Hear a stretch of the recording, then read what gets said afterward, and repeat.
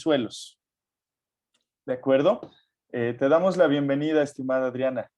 Adelante. Muchas gracias. Voy a empezar a compartir mi pantalla. Solo les pido que me indiquen si sí la pueden ver, por favor. Sí, se ve muy bien. Adelante. ¿Listo? Ok, muchas gracias por la invitación, por invitarnos como Sirena, a participar y facilitar y pues aportar un poco, ¿no? A todos y a todas. Yo les voy a hablar sobre la caracterización de suelo. La dinámica va a ser que les voy a dar una introducción, la importancia de algunas características, cómo las vamos a caracterizar, y después de ahí nos vamos a ir a grupos pequeños. En grupos pequeños, pues bueno, cada uno va a caracterizar el suelo que ya deben de haber traído y nos vamos a apoyar entre todos. ¿Sale? Entonces, déjenme empiezo. Ay. Ahí está. Espérenme un segundo. Listo. Tenemos que como el suelo va a ser el resultado de la transformación de un material geológico por la influencia de diversos procesos físicos, químicos o biológicos. Como procesos químicos puede ser lo que son la lluvia, las heladas, la temperatura, el color. Químicos pudiera ser el pH y biológicos, pues bueno, lo que nos mencionaba ayer Adrián, los microorganismos, hongos, bacterias, virus, etcétera. El suelo está compuesto por tres componentes, el compuesto sólido, que corresponde a la materia mineral, y la materia orgánica, la líquida, que corresponde al agua, y la gaseosa, que corresponde al aire. Como materia sólida, la materia sólida es la que nos va a servir para poder caracterizar el suelo. Les voy a hablar un poco sobre cada una de ellas. La materia mineral, pues va a ser la mezcla de materiales que se van a diferenciar entre sí y van a estar relacionadas con su tamaño. La cantidad que vamos a tener de arena, de arcilla, de limo. Después tenemos la materia orgánica, el cual pues va a representar todas las sustancias de materia de origen animal y vegetal y va a influir directamente en el rendimiento de la planta. Va a mejorar la estructura, va a aumentar la capacidad de retención de agua y va a favorecer la disponibilidad de nutrientes. Esto es debido a que va a mejorar lo que es la estructura de nuestro suelo. Después tenemos la materia líquida, que es el agua retenida que va a estar dentro de los poros. Aquí podemos observar que es nuestra molécula, nuestro suelo. Y dentro del suelo están las partículas de agua. Esto le va a dar estabilidad estructural al suelo y pues va a tener un efecto directo sobre las plantas y los microorganismos. Después tenemos lo que es la fase gaseosa, que es el oxígeno y nos va a ser indispensable para la respiración de las plantas y nos va a dar un correcto desarrollo a nuestra planta. Existen diferentes factores que van a condicionar la capacidad productiva del suelo, como es la labranza, como son los fertilizantes químicos, la lixiviación y el uso reducido de nuestros abonos orgánicos. Para que nuestro suelo sea fértil, debe cumplir ciertas características. Uno de ellos es que pues, tiene que contener los nutrientes necesarios, esto para poder nutrir a las plantas. Otro es que absorba y que pueda retener agua, que esté suficientemente aireado, que tenga una concentración abundante de materia orgánica y pues que haya una alta población de microorganismos. Y para poder saber qué tan fértil está nuestro suelo, debemos de saber las propiedades físico-químicas del suelo. Yo aquí les voy a mencionar algunas físicas y algunas químicas. No quiere decir que sean las únicas que hay muchísimas más. Sin embargo, yo me voy a enfocar exclusivamente en estas. ¿Por qué? Sobre todo en las que están en negrita, porque son aquellas características que nosotros podemos caracterizar sin necesidad de un equipo de laboratorio, sin ningún químico, sin ningún procedimiento muy elaborado. Entonces, la que yo les voy a mencionar como físicas, tenemos lo que es el color, textura y plasticidad del tacto, densidad aparente, real y porciento de porosidad, porciento de humedad y capacidad de retención de agua. Y como química les voy a hablar sobre la importancia de pH, materia orgánica y carbonatos. Para la determinación del color, el color nos va a indicar, dependiendo de qué color obtengamos, nos va a indicar qué es lo que tenemos en nuestro suelo. Por ejemplo, Si nosotros tenemos un color negro o negro parduzco o grisáceo, quiere decir que nuestro suelo tiene presencia de materia orgánica. Pero si tenemos nosotros un color blanquecino, quiere decir que hay presencia de carbonatos.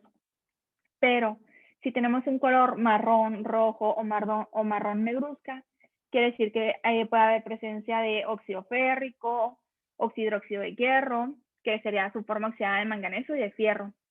Y si tenemos colores verdosos y azulados, quiere decir que tenemos presencia de fierro en su forma reducida. Les voy a pedir al equipo facilitador si me pudiera compartir si pudieran compartir en grupos pequeños las tablas de Munsen, para que ahorita las puedan observar. Para determinar el color, tenemos se determina mediante las tablas de Munsell. Las tablas de Munsell tienen 3 diferentes valores, lo que es el value, que nos va a indicar el brillo, que se le da de izquierda a derecha, lo que es el croma, que nos indica la intensidad, que es de arriba hacia abajo, y el color WE, que nos determina la tonalidad. Si aquí observamos, dice WE 7.5 YR. El YR son las diferentes tonalidades que tienen. Pueden tener desde Y, que es amarillo, R rojo, G verde, B azul. En este caso, que sería YR, sería amarillo rojizo. RY, que sería rojo, amarillento. En las tablas de Munsell nos va a venir esta forma, lo que son nuestra comparación del color y una denominación.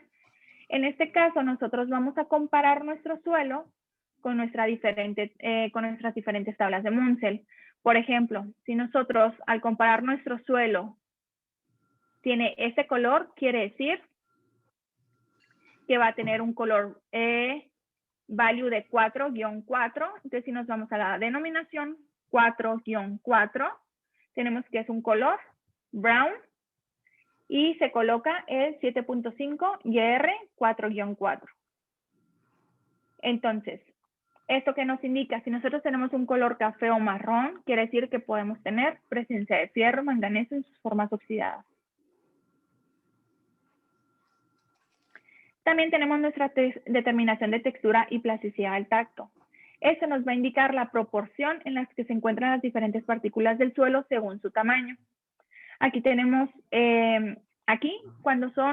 esto se determina el tamaño de partícula. Entonces, si tenemos un tamaño de partícula menor a 0.002 milímetros, quiere decir que tenemos un suelo arcilloso. Si tenemos un suelo entre 0.002 milímetros y 0.05 milímetros, quiere decir que tenemos un suelo limoso. Y si tenemos un suelo mayor a entre 0.05 milímetros a 2 milímetros, quiere decir que tenemos un suelo arenoso. Si nuestro suelo llega a tener partículas de arena, arcilla y limo, quiere decir que nuestro suelo es franco. Por otro lado, tenemos la determinación de la densidad aparente, real y por ciento de porosidad. La densidad aparente va a describir la compactación del suelo representando lo que es los sólidos y el espacio poroso. ¿Qué quiere decir? Que aquí va a tomar en cuenta pues el tamaño de los sólidos y también el espacio poroso que hay entre cada uno de ellos. Cosa contraria a nuestra densidad real, ya que aquí utiliza solamente el peso de los sólidos cuando ya esté ocupado. Otra vez, la densidad real aquí utiliza solamente el peso de la unidad de volumen de los sólidos del suelo.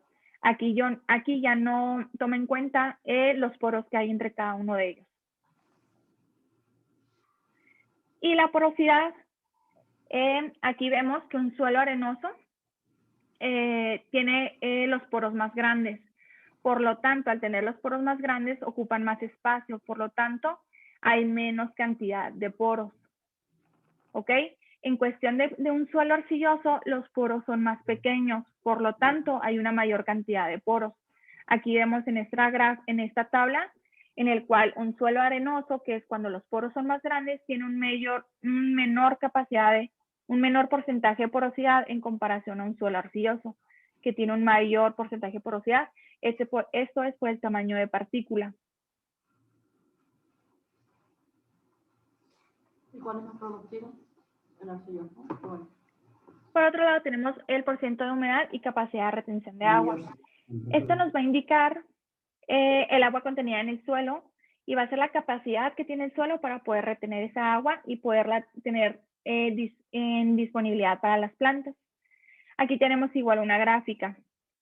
Como todas estas características se relacionan, si nosotros tenemos un suelo arcilloso en el cual el tamaño de porosidad es menor, quiere decir que hay una baja infiltración de agua.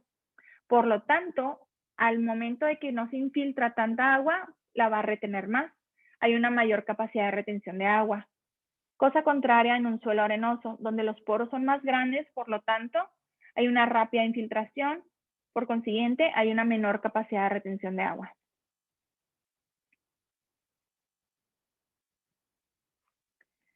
El pH nos va a determinar la disponibilidad de nutrientes que hay para las plantas y el pH óptimo de un suelo es entre 6 y 6.8. Si nuestro suelo es ácido, nos puede indicar que hay presencia de sulfuros que se oxidan a ácido sulfúrico, por lo tanto nos hace un suelo ácido. Y si tenemos un suelo alcalino, quiere decir que puede haber presencia de sales alcalinas o puede haber presencia de carbonato sódico. Aquí tenemos que un pH neutro es entre 6.5 y 7.5 y un pH pues muy ácido es menor a 5.5 y un suelo alcalino pues es mayor a 8.5.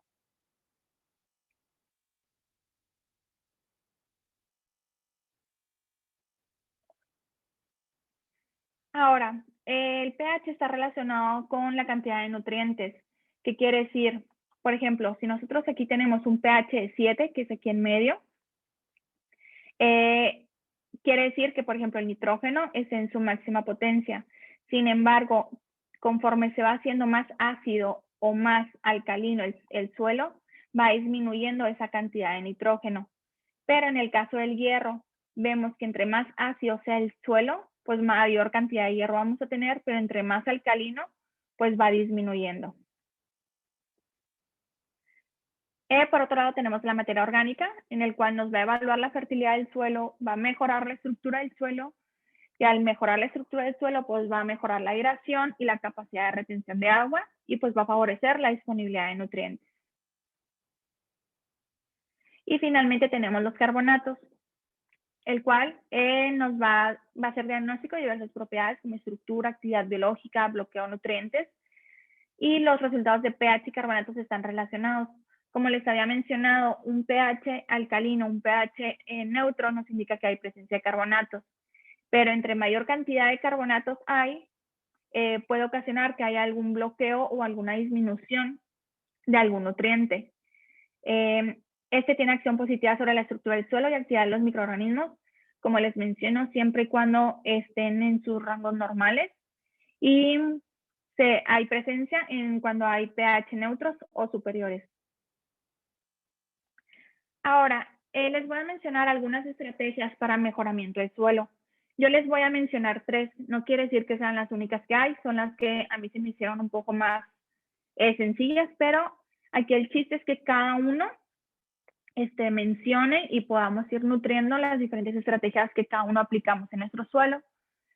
Una de ellas que yo puse fue la realización de la composta, en el cual es un abono orgánico, va a liberar nutrientes al suelo y podemos utilizar los desperdicios orgánicos, como son las frutas, cáscaras de huevo, vegetales, café molido, arroz, pasta, aceite, vinagre o la grama. Otros son las plantas cobertoras, como son las leguminosas, el frijol. Estas pueden cubrir y van a proteger y alimentan al suelo, ya que fijan nitrógeno y sus raíces van a ocasionar que haya una mayor oxigenación y filtración de agua, por lo tanto, pues van a preservar la humedad. Y finalmente tenemos aquellas plantas con raíces profundas, como es el betabel y lo que es el girasol. Estos van a alcanzar nutrientes del subsuelo y los van a transportar hacia el exterior y van a suplir los nutrientes sin invertir en fertilizantes. Otro beneficio que tienen estas plantas con raíces profundas es que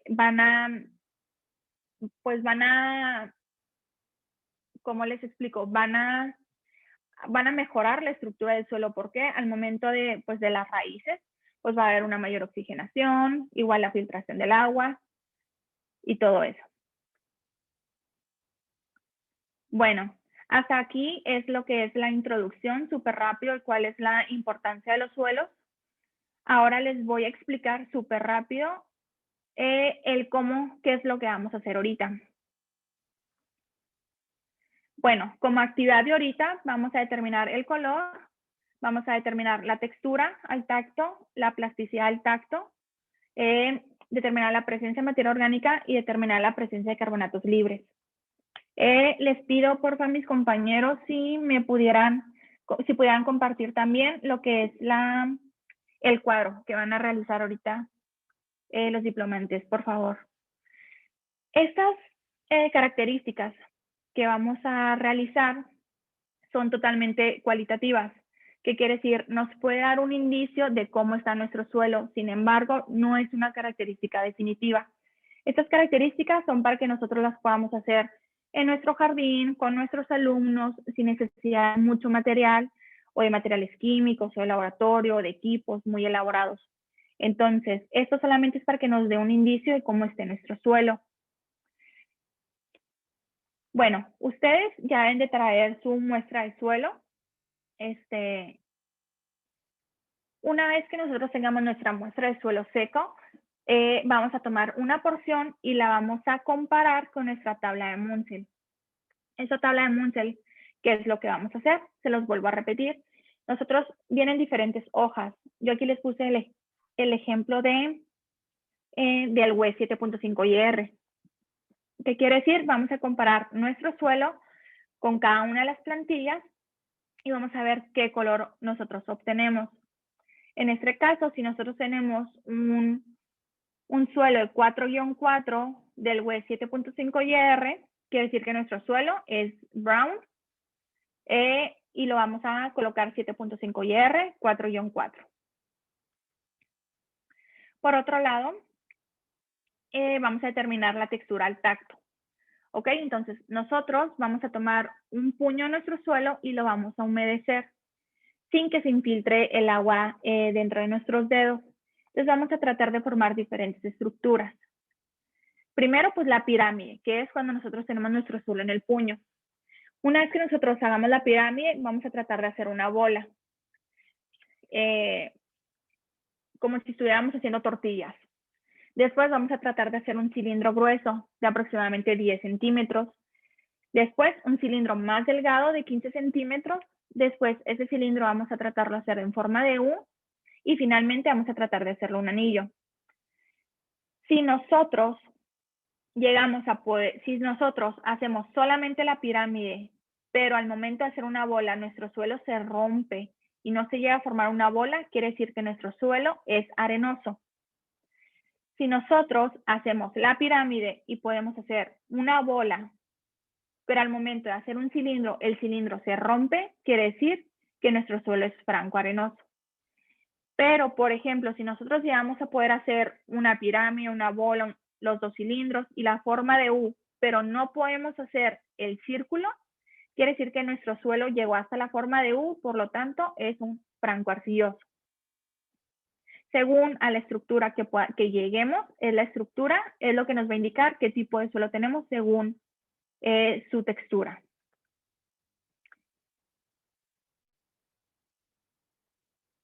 Y según la textura que nosotros obtengamos, según el tipo de suelo, nos va a indicar la plasticidad. Por ejemplo, si nosotros obtenemos un suelo arenoso o un franco arenoso, quiere decir que nuestro suelo es no plástico.